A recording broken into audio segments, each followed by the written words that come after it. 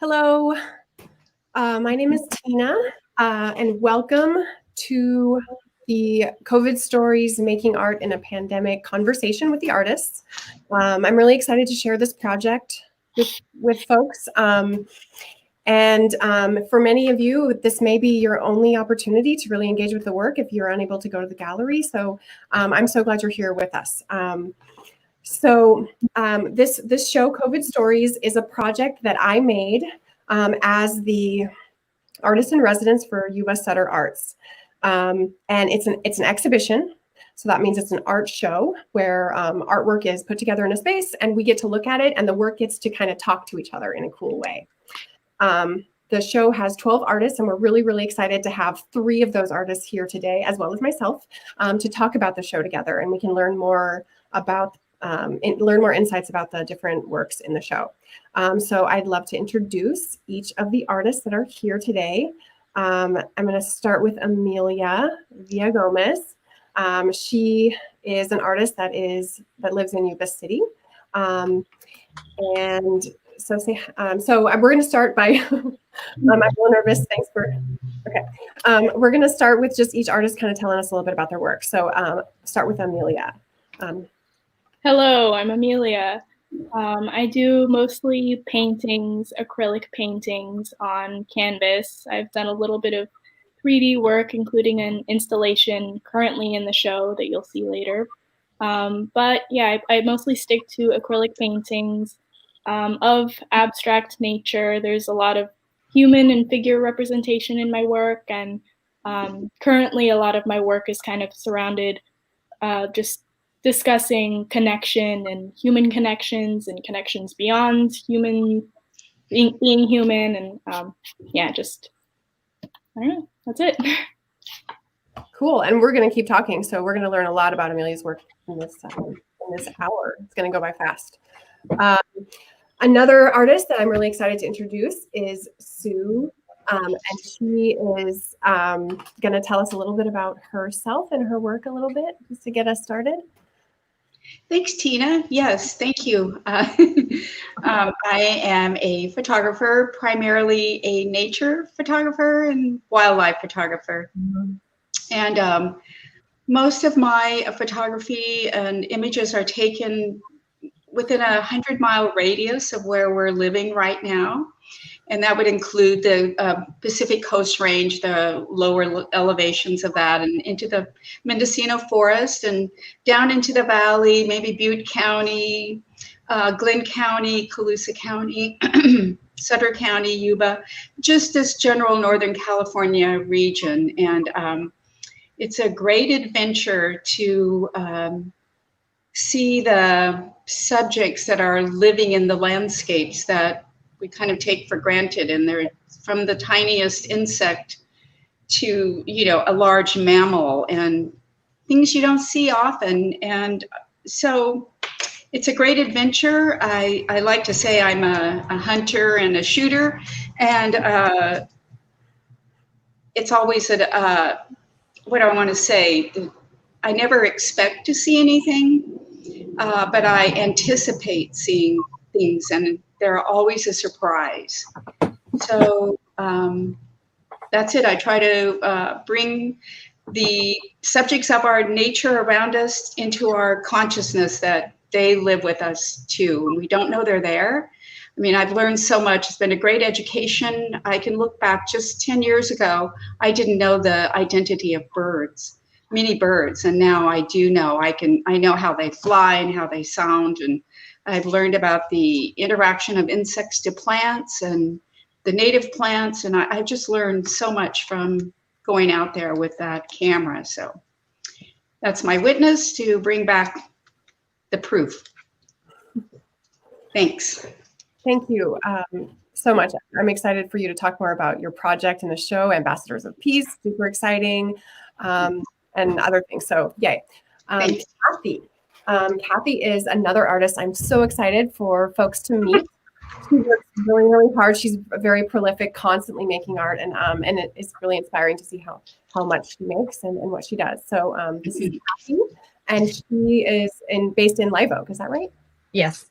Yeah, I'm in Live Oak. My name is Kathy. Thank you, Tina.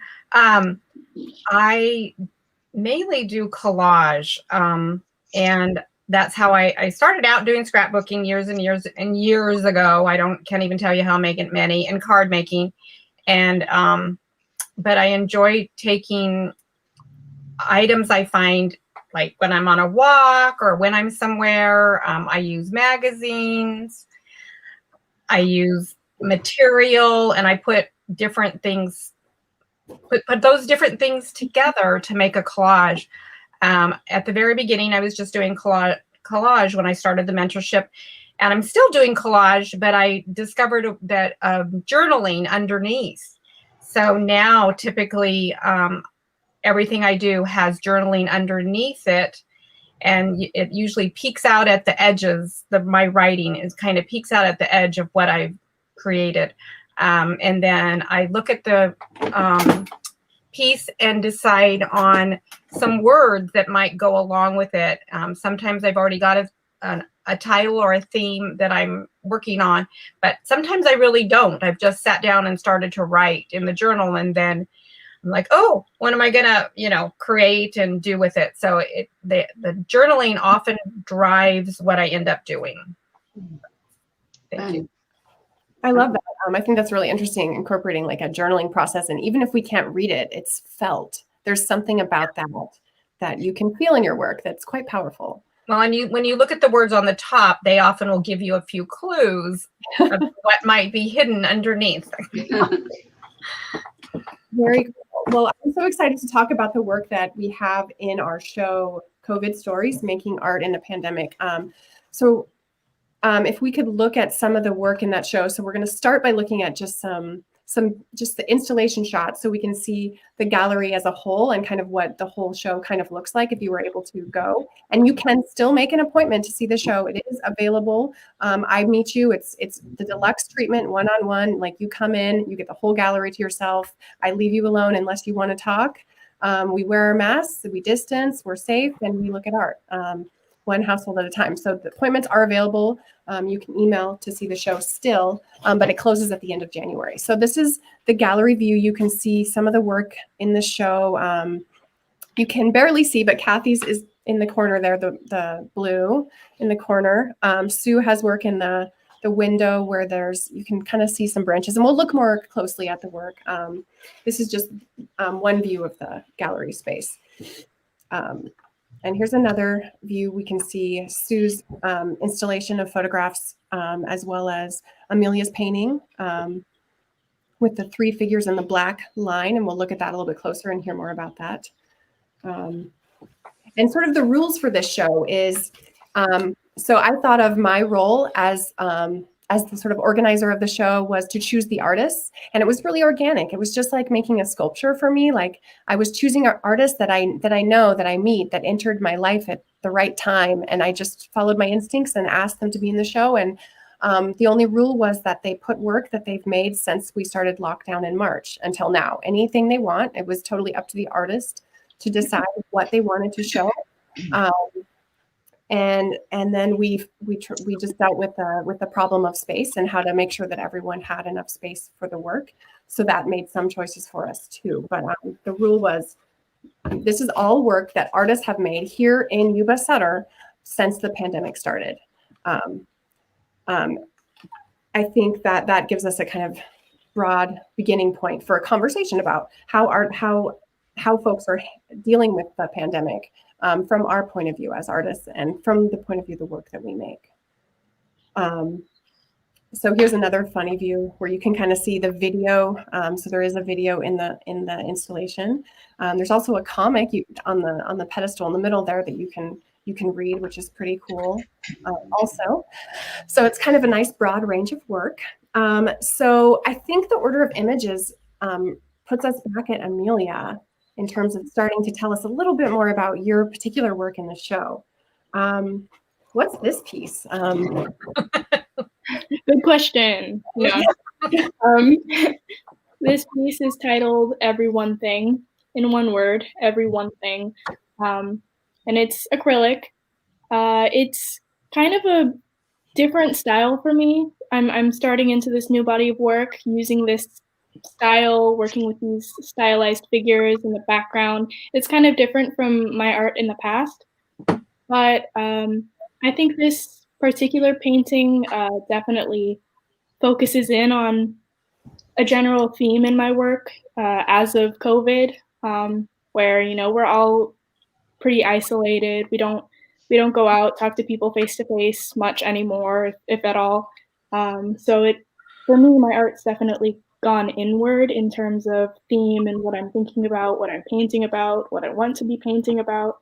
So this painting in particular kind of just vaguely discusses the connections that I've noticed a lot between myself and others and just everything around me. At one point in time, I was crammed together with all the particles that make up my refrigerator in this tiny, tiny little spot, and then the Big Bang. And but there's still, I still feel those connections to like everything. And yeah, I'm moving into this new body of work, starting off with this painting where I'm kind of exploring that. It's kind of my own representation of my yearning for that connectedness and that for other people to hopefully kind of understand what I'm talking about when I talk about these connections and yearning for these connections. Yeah. One of the things that, so part of the show, I asked all the artists to fill out an online form just for me as I was thinking about the show and how to write about the show. And one of the things that Amelia wrote in her reflection about COVID was that now she used to be inspired by watching others, and now she's inspired by watching herself. And I thought that was interesting, that sort of inward looking. And it was something, and it was a theme that I saw in a lot of work in the show, because a lot of us are in that sort of inward space. Yeah.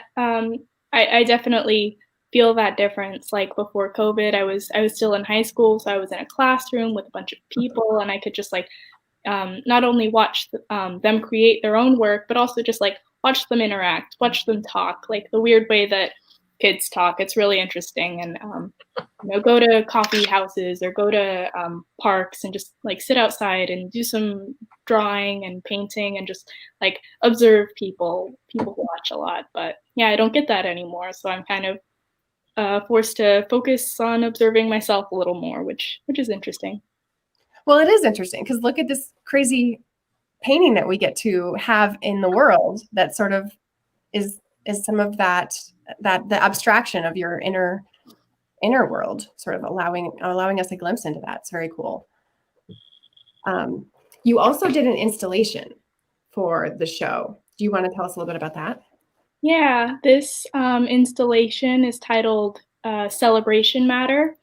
And I'm still not fully sure what it means or what it is, or I mean, that of course evolves over time with every single piece, but the general idea of this is there's this mannequin figure which was kind of a pain to paint. Like it's not a flat surface. I kind of have to work with what the mannequin has to give and offer and kind of learn how to best paint on this weird surface. So that was a challenge on its own.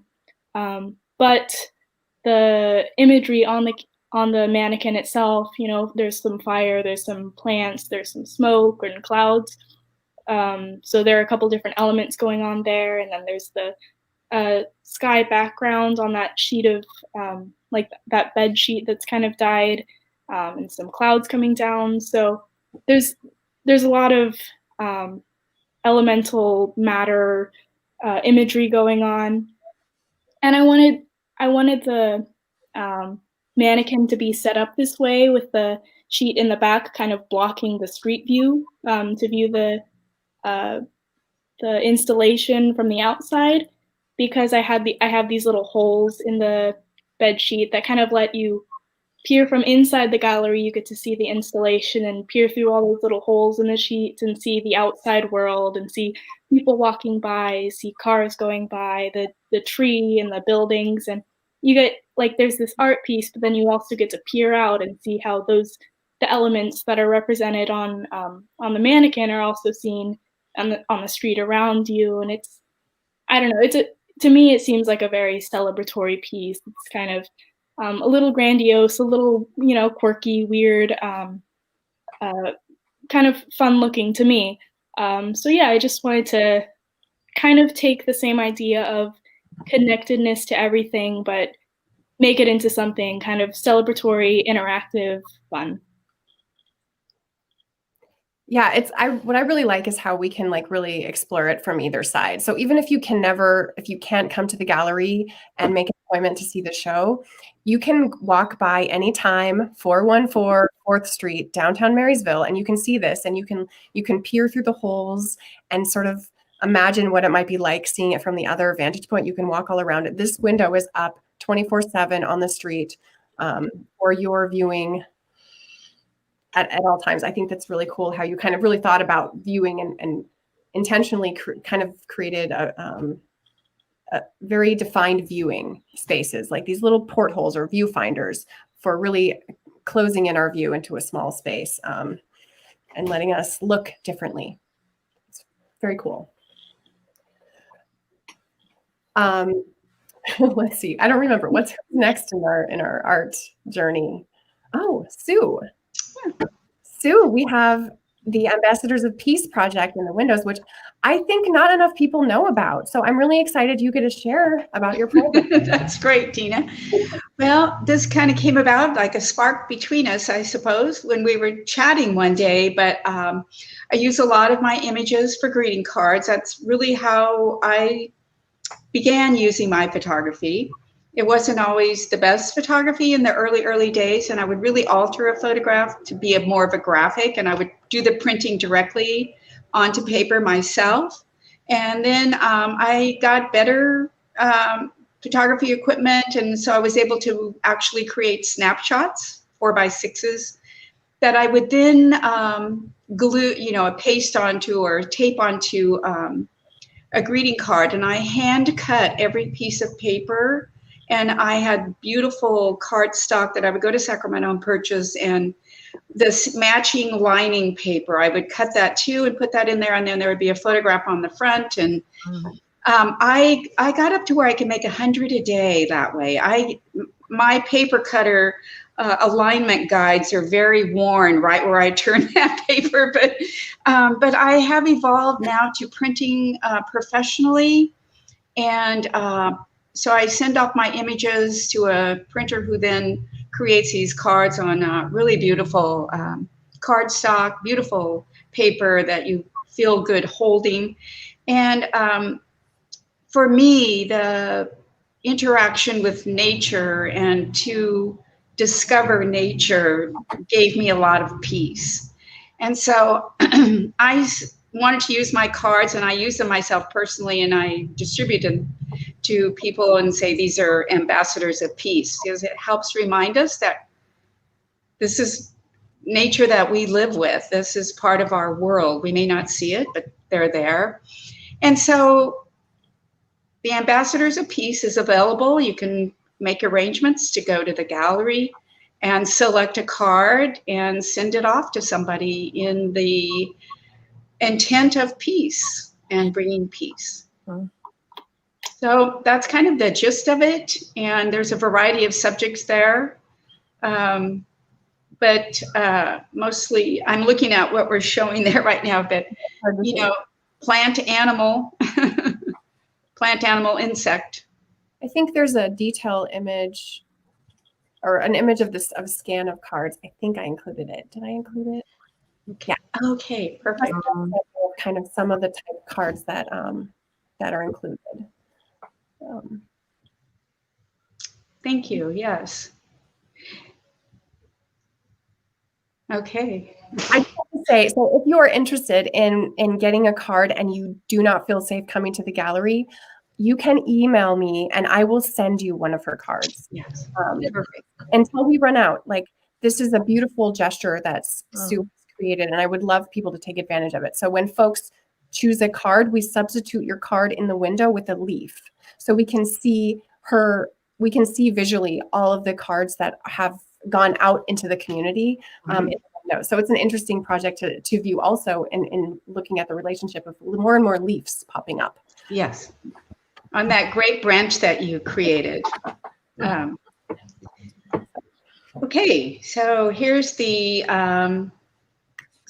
we talked about doing some small pieces and a collection to give impact to what is around us in landscape, obviously, and creatures. So being a photographer, as I am out in nature, I spend a lot of time alone. So COVID really didn't affect that too much, other than I didn't feel as safe venturing as far or as often, perhaps. And I factored in, I was more aware of the risk factor, I guess, of what if.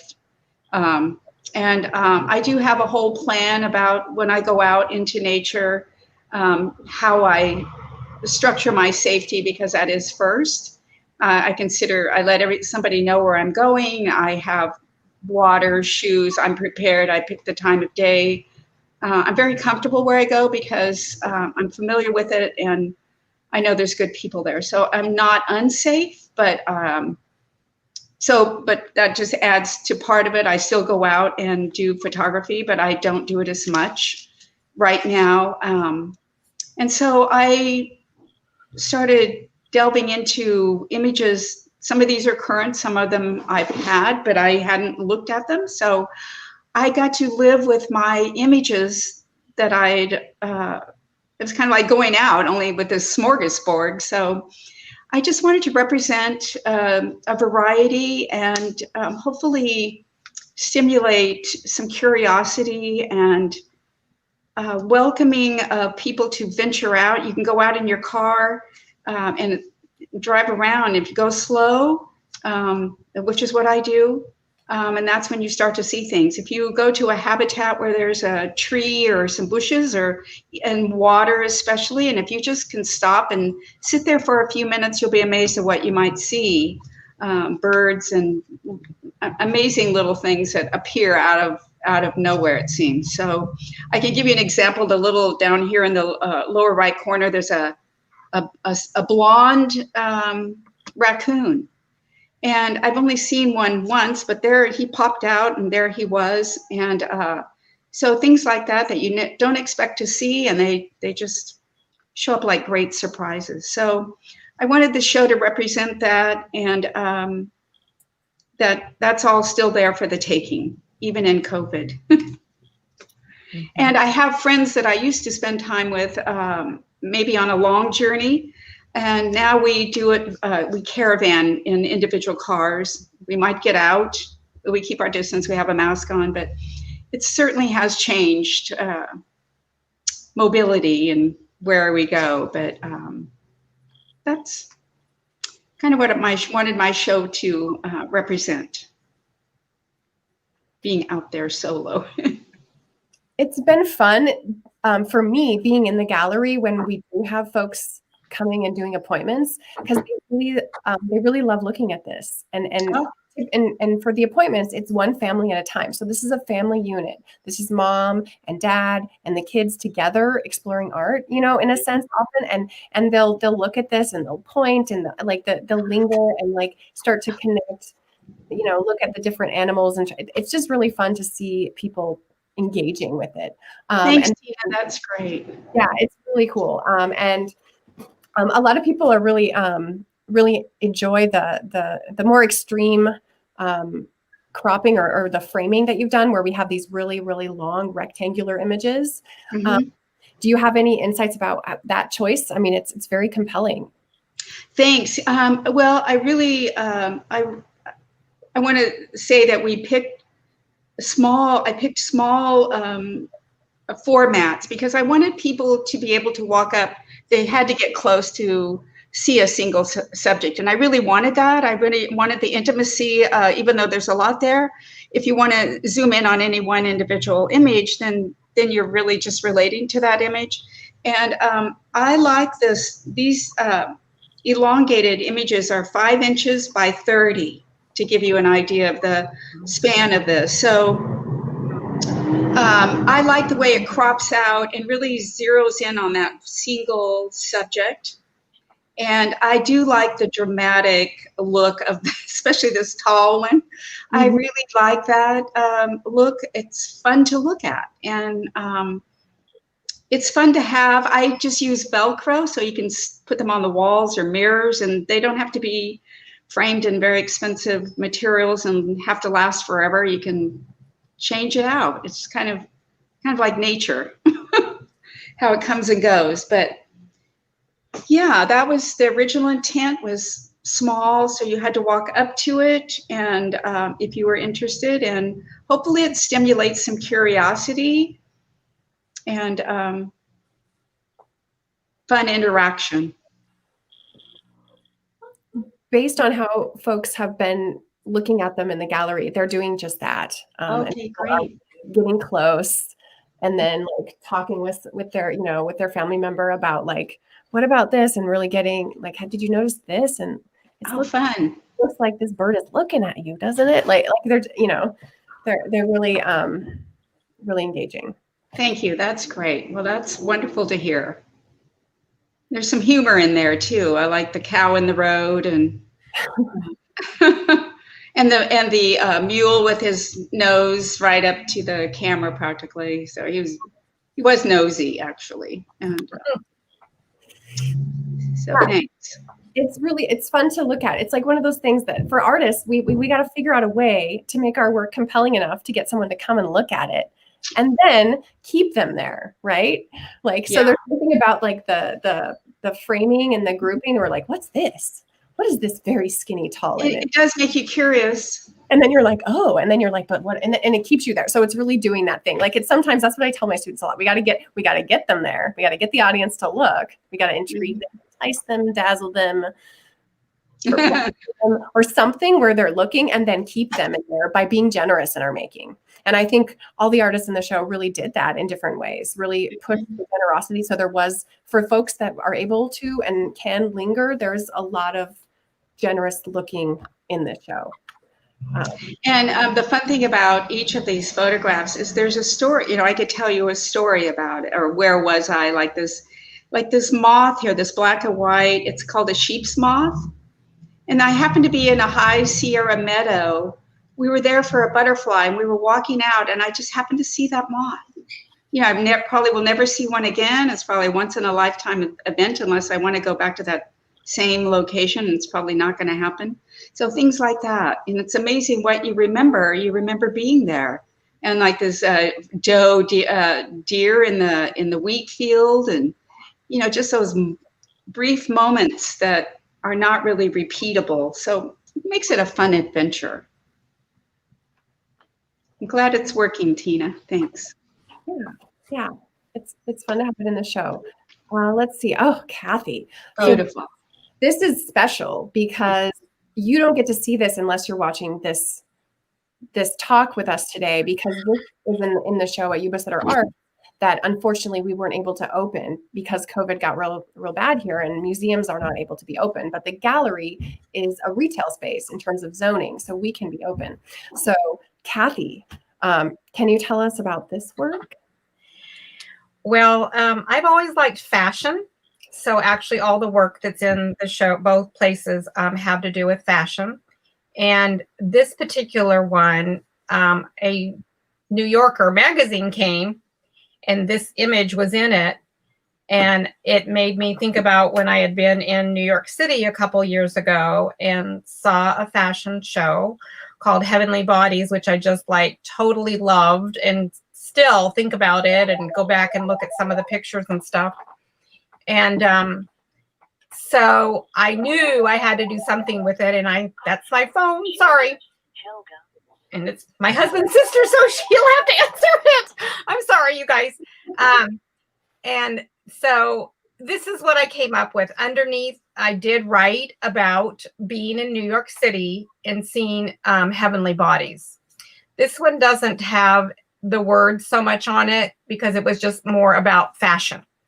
So, and that blue, the color in there, the blue, for some reason, that when I looked through my paints that I had, that color just kind of like popped out at me that it was the color to use with this particular piece. It looks like there's a lot of materials here. What else besides? So we have collaged images from New Yorker. We have process. What else is here? Well, there's some paint. There's a stamp. Yeah, there is material, and then I think the one on when I'm looking at it's on the right. It's like that. I think that's a piece of paper that's very delicate looking. So, and paper just torn and different colors of paint. So that I added, and music from an old piece of sheet music is in there. So. Very cool. And there's another one like this, but we only have the one image for this. Yeah, it's similar. It uses the same coloring. Yeah. And so it's kind of, it's all these like mementos and like personal objects that you save, and you must organize them so you can find them later. And that. And yeah, I do. I have, oh, sorry, I interrupted you. I have like plastic envelopes that I've like organized things into, and you can see behind me, I have some cloth kind of tubs, and there's things in some of those, and just, I just have things organized in different ways. Some of it's still kind of a mess though. I don't have everything organized. Just like have a basket with things that I look through sometimes and say, oh, this would work well for what I'm doing. So anyway, yeah. I think it's I think this one actually has a tag from clothing on it as well. Because sometimes I see a tag on some clothing and think, oh, that's kind of interesting, and I just hang on to it. Yeah. So I think a lot of us are like, we collect and we store, because art supplies can be most anything. We just see the value in maybe things that people discard often. Yeah, I see that in your work a lot. Is just see you valuing and caring about things that maybe others overlook. And I love the idea of making art as almost like a kind of visual journaling. Like in addition to that writing, you're collecting from your travels and reflecting, and art is a process for you to really think about and reflect on the past. Grieve and mourn it, because right now you don't get to go to New York. No, we get to stay at home and be safe. Yeah, for a time, and then we can emerge again out, and it's a way to mourn, right? So yeah, I mean, it was like kind of mourning the loss of not being able to go back to New York City, because I would love to go back. It was supposed to happen, but and it was planned as a trip, but thinking about that trip was really fun, and writing about it and my memories of it was just, I don't know, it was a good way to start a day, because I started it I woke up in the morning, and because the day before the image had come with the New Yorker, and when I got up the next morning, I was like, oh, I'm going to write about that whole trip in New York City, and so I did that and just started working on it. So I think it's helpful to like hear your process, because I don't think a lot of people realize that art can be a way for us to think about and mourn and process our feelings, and we can journal, and we can cover over it. Making with paint can be a kind of journaling too, and material. It's this is a very healthy way to process feelings, right? Perhaps for folks. You also made another work that's in the gallery. So these are 4 dresses, and I actually took a small class, a short little class that was showing about using napkins to make a dress. And so the first one I would have made would have been the one that is the summer one on the bottom right, when I'm looking at it. And I thought, wow, that looks like a summer dress. And I added more. I added embellishments onto it, like broken jewelry. And then I thought, well, what words make me think of, springtime or summer? And then I did one for each season. and words that made me think of those particular seasons, and the colors. I changed them up, and I changed the kind of dress it was, and so this was fun. And because I like fashion, I just thought it was a fun thing to do. That one was just fun. There's no journaling, just fun. The words on the front, on the top of the dresses, on the bottom, they're all on the bottom of the dresses. Yeah. So, and I was trying to figure out how to frame them. And I was going through some of my things I have, and I found these metal corners. And I thought, oh, those would just be very kind of they wouldn't overwhelm the pictures at all, the images that I created. So I just used those. There's lace on some of them, and then there's vellum, a light blue vellum that makes the frame for them. It's really fun to see how you use materials. And just, I hope folks, if you're able to come and see this work in person, when you look up close at the texture and the quality of how these dresses and the color is rendered, it's quite amazing, because you really cannot tell what it's made from. It's quite mysterious. If you didn't know, if you weren't paying attention to this conversation, you would sit and wonder what it is made of. And I like how it's kind of sort of this cycle. I feel like one of the ways that COVID has hit me is just kind of time is different, right? It's like, what day is it? It's just, it's hard to even know. Like, so we rely on like the weather to even know that the time has passed. It's cold now. I'm cold in this room. So I know it's like not August, but it kind of feels like it just is such a strange time, right? And so when I look at this, I kind of think about COVID, like just what the seasons are like this year and how it's different than previous years, and even just how a week goes by different. So I look at this and I just get lost in my head thinking about time and seasonal time. So I hope folks can see it. It's really one that you got to get close and spend time with it, because it has a lot of generosity to offer your eyes. I feel like these dresses have a lot of texture to them. So when you see them like this, they look to me, when I'm looking at them, they look very flat.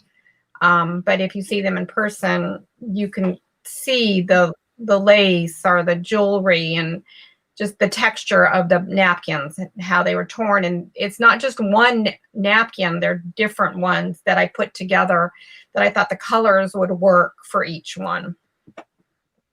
Yeah, you've really layered color, like you're mixing color by layering it. Yeah, very tactile experience. Yes, it was. Let's see, what else? So this is a work that I made as part of the show. And if you've been paying attention to Painting and Sculpture Outpost stuff, which that name, Painting and Sculpture Outpost, that just means me and my husband, Joe, who's also an artist. That's work that we make together or projects that we do together.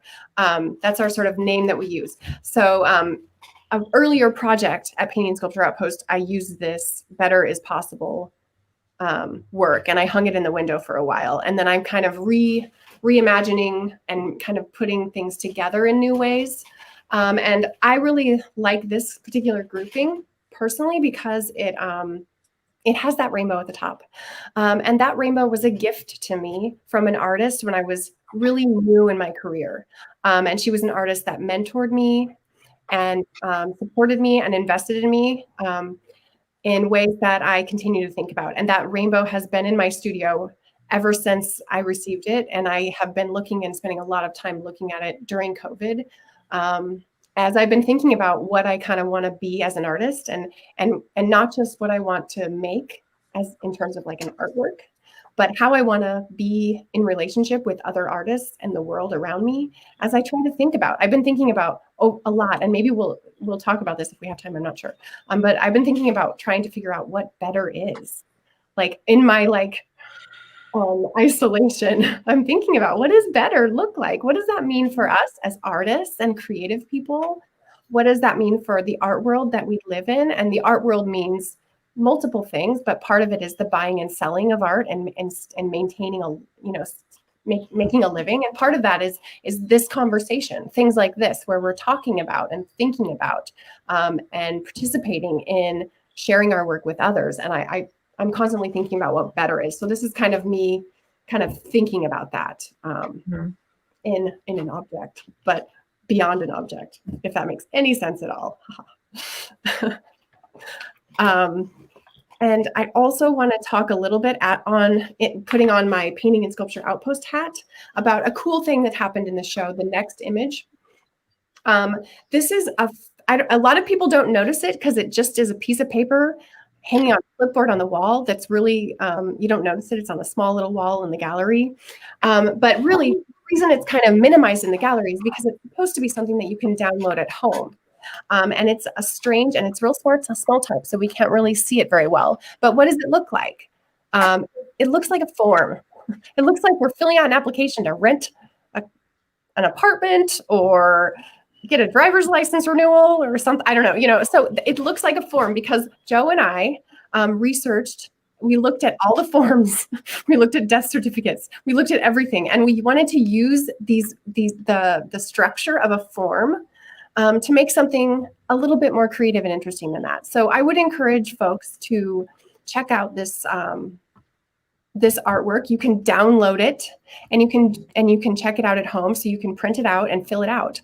And it may seem like a dry form, but I think the more you look at it, and as you work through the different prompts and questions, it becomes more and more abstract in a sense.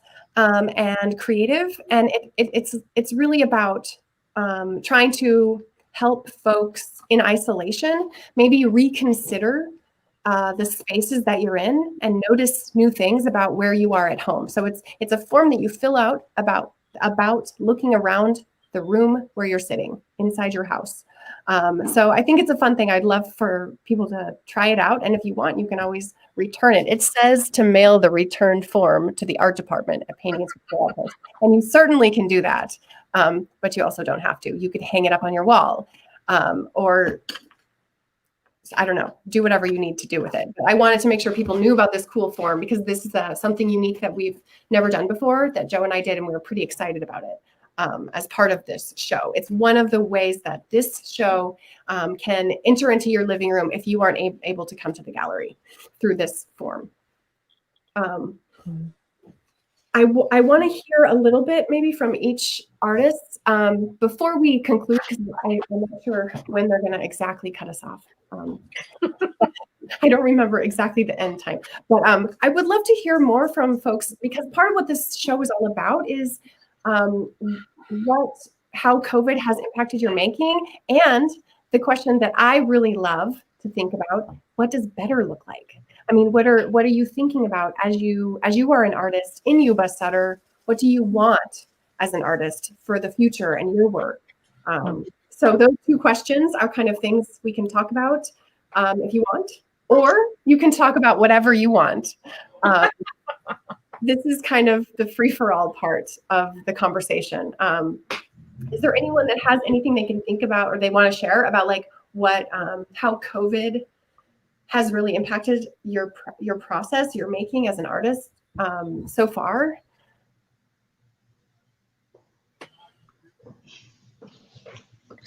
I don't mind awkward silences. Trying to think here. I can start it off. Through the art mentorship program, I've been allowed to use a studio space as well as Ash, another artist. We've been able to use this studio space for free up until, I think, June. So getting to move my stuff into there and, getting to set up and actually work in that studio space during COVID has been probably the best thing that could have happened to me. I've been working up in my bedroom, like when I wasn't in high school. While I was still in high school, the classroom was my workspace, but then I come home and I have this bedroom and I kind of do what I can here at home. But having a studio space that I can, get out of my house and get away from some of the people I've been with this whole time, and I get to go to my own workspace and really focus on my work there. It's really made the time that I set aside to do artwork more focused, more intense, more productive, in the sense where like I go there and I have my working hat on. I'm doing art because I have to set aside time to like drive to the studio and set up everything and make sure I'm using the best, doing the best with my time that I have.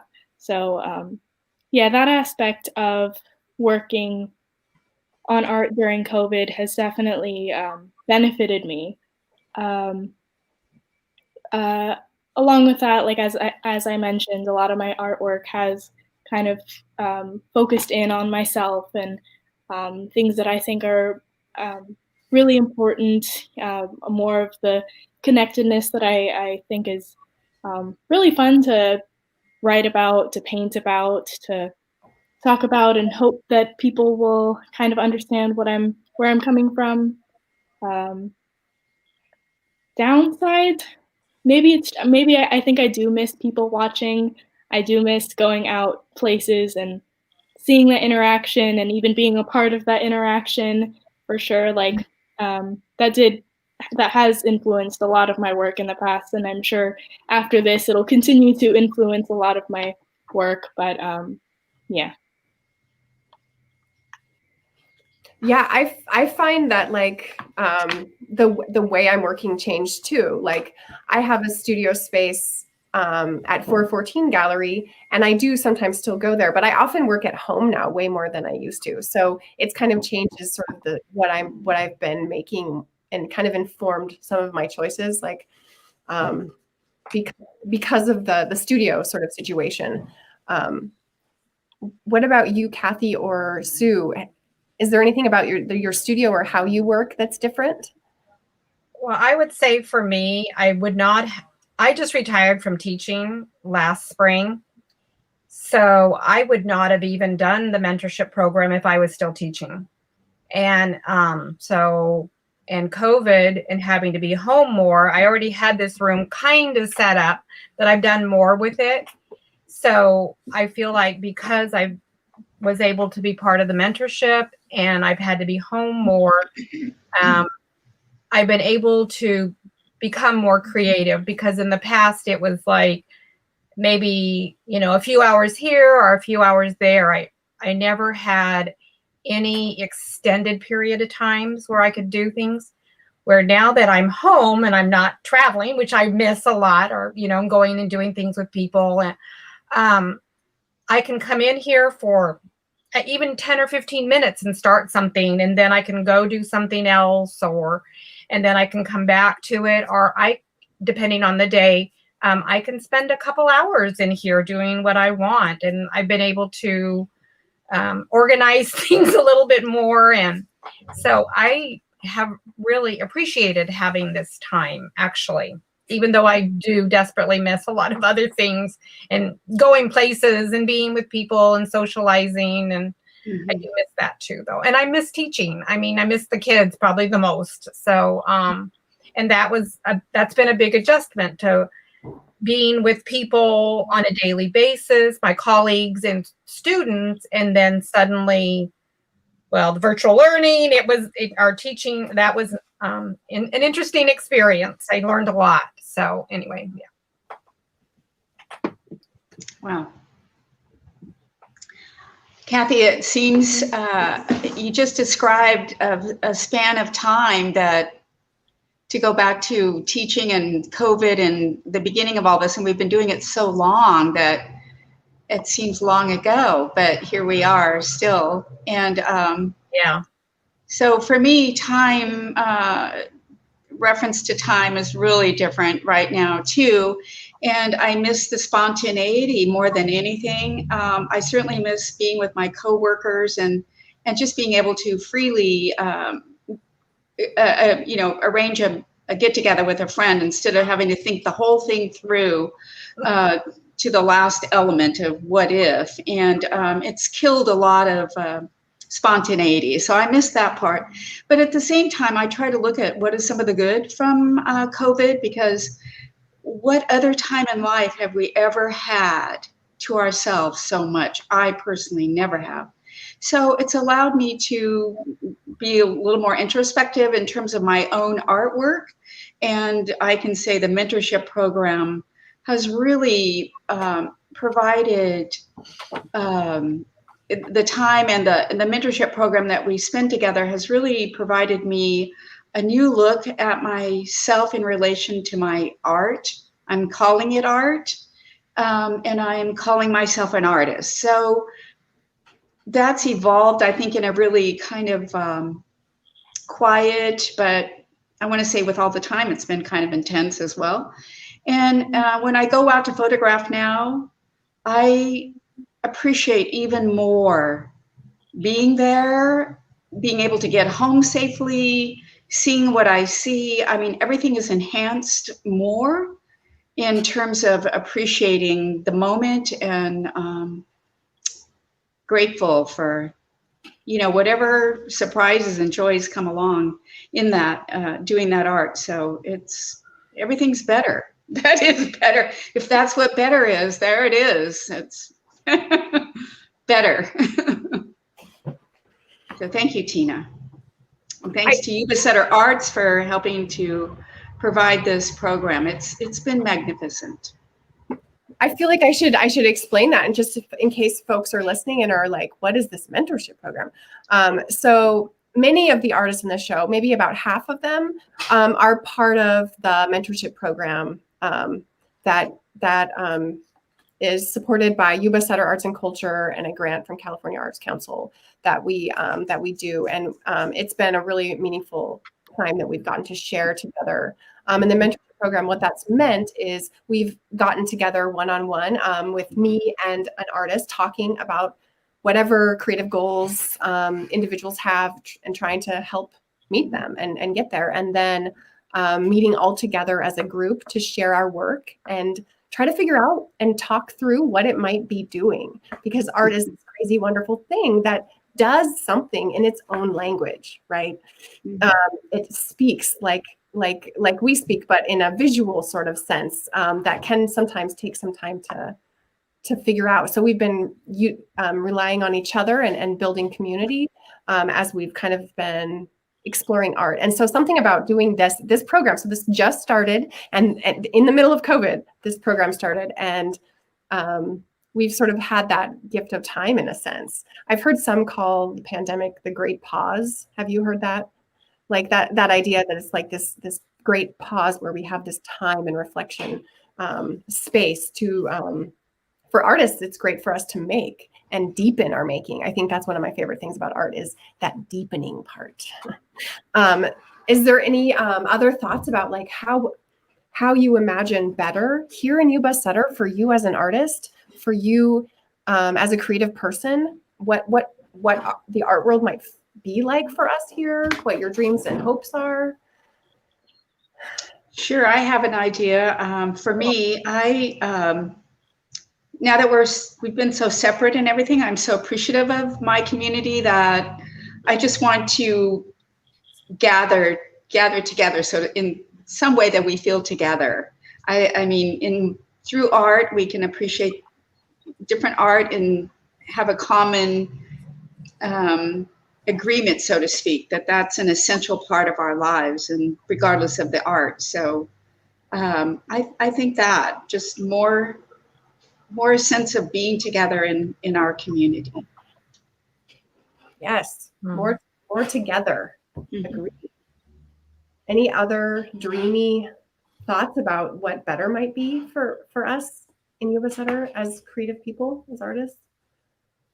I think, at least personally, in the past maybe month and a half, I've definitely noticed my art working has kind of slowed down a little. I may not be, working on art every single day as I used to sometimes, and I'm definitely experiencing that like period of rest. Just I'm relaxing. I'm taking a chill pill, as they say, and it's really benefited me. I'm definitely a high stress person, high anxiety person. Like I'm constantly freaking out about everything. But being home, being on break from school too. I mean, I don't know how this is going to change when school starts up on Monday for me, but I've definitely felt more at peace, felt more at rest, and it's also helped me, deepen my artwork, kind of go into what makes me feel peaceful, what makes me feel happy, and that's probably the best thing I could ask for out of everything that's been going on. It's definitely been the better for me. Sounds like entering into like a better state of health, right? As a whole, like a person, like we can't make good art. Like there's this stupid stereotype that we're like making art in our suffering, and that's like where our best work comes from as artists or something. But no, I imagine better where we're healthy and we're making art out of a state of health, where we rest, where we're paid for our work, where we're, like where we're have the time and space to reflect, where we're not going so fast that we don't get to make with intention. What about you, Kathy? I'm not really sure, but I was kind of thinking more about that perhaps eventually there'll be some kind of workshops I can be a part of with other people and see what other people do and share with them and have them share with me. And I'm not even sure what that looks like right now. I feel like I've been watching some videos, which is awesome, of art, but I would like to have social interaction with others. I've taken one art class, really, a studio class in my lifetime. And one of the great things about that to me was seeing we were all given a kind of the same, it was in printmaking, same kind of an assignment to do this, or, but we all approached it in a very, very different way. And so to see how one class of people can look at one assignment and do something totally different is just amazing to me. And so that's what I think. It would be really fun to do again. We will do classes again. It will happen. This is not forever. I know. Feels like it sometimes.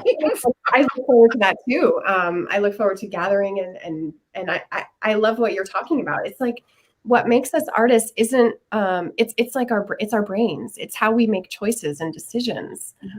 And we're all so different and unique that it is so meaningful and impactful to experience a group of people sharing that with each other. And that's what this art show is. It's a group of artworks that get to sit in the same room together and maybe have a conversation. They maybe get to say something about what it feels like here to live life and what matters to us and what we love and what we think about at night when we can't sleep. I mean, this is a thing that like happens back and forth in a room physically, but it's pretty amazing. And this is happening. I mean, there are artists all around the world making art right now, and we are making art here. And it's just really cool to see the ways that we are part of a larger pattern. So I love that we can have shows like this. So my better is more, more artists, more making, more galleries, more art shows, more variety. I love this conversation as an intergenerational thing that we can do together. I mean, when's the last time you had a conversation like this with this kind of intersection of folks, right? And more diversity. We could always have more. So it's inspiring. So these kind of talks always inspire me and get me going.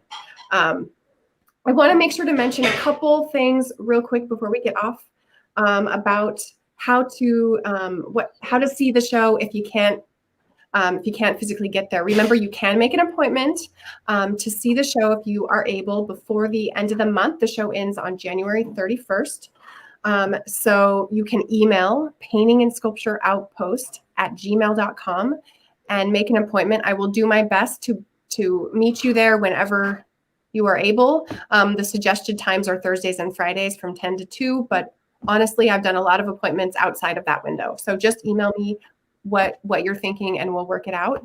And then be sure to download the observation intake form that downloadable artwork I mentioned, you can go to paintingsculptureoutpost.com, and you can see the tab. It'll say observation intake form. You just click that tab, download it, and try it out.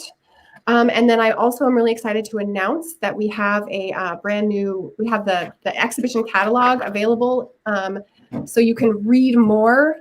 This is available downloadable. The links are all in the comments. So I hope you can read more about the show and check out more and learn more about what artists have been making here in your community. Thank you so much for watching. Bye.